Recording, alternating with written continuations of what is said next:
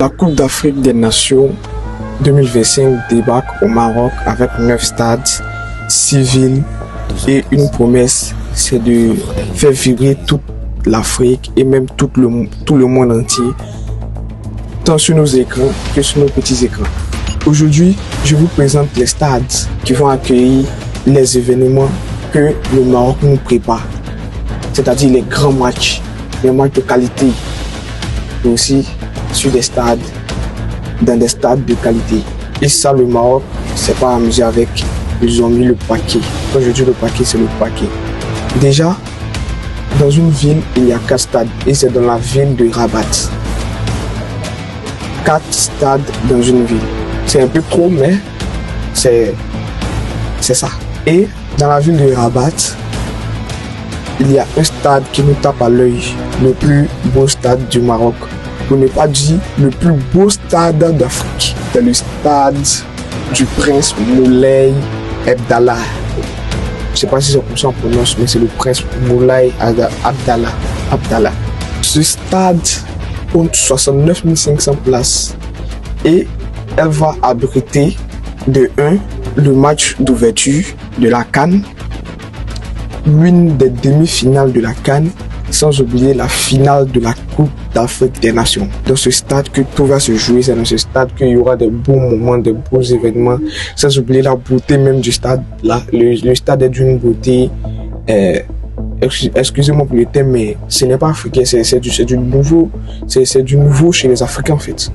Ensuite, toujours dans la ville de Rabat, il y a le stade Al-Barid qui est un peu plus petit, qui compte 18 000 places. Il y a aussi le stade annexe du complexe qui compte 21 000 places. Bon, ça aussi c'est encore un petit stade, mais ça va abriter des matchs, ça va abriter des événements aussi. Mais on n'a pas plus d'infos sur ça pour l'instant. Sans oublier le dernier stade de la ville de Rabat, complexe du prince héritier Moulay Al-Hassan, qui compte 22 000 places. C'est aussi petit, mais il y aura des événements là-bas. Mais comme précédemment, on n'a pas plus d'infos sur le nombre de matchs qui va se jouer là-bas. Et peut-être même, on ne sait pas, il y aura, en tout cas, la CAN nous réserve des surprises. Passons à une autre ville qui est Tanger, qui abrite le plus grand stade du Maroc. En plus d'être beau, elle est le plus grand stade du Maroc, avec 75 000 places. Elle va abriter l'une des demi-finales de la compétition. Elle a été rénovée pour l'événement qui est la CAN.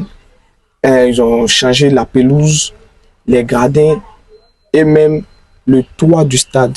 C'est-à-dire, on voit la vue du ciel, c'est magnifique. Ensuite, passons à une autre ville qui est Casablanca avec le stade Mohamed V qui compte 45 000 places. Quant à elle, le stade va abriter les phases d'élimination directe, les phases finales pour le dire autrement, notamment les quarts de finale, les huitièmes de finale et surtout les matchs de prestige, c'est-à-dire les grands matchs. On peut tomber sur du Sénégal, Côte d'Ivoire et ça peut être là-bas à Casablanca. Maintenant, les autres stades pour dire, c'est-à-dire le stade de Marrakech, Agadir et Fès vont accueillir des événements, mais on n'a pas plus d'infos sur ça.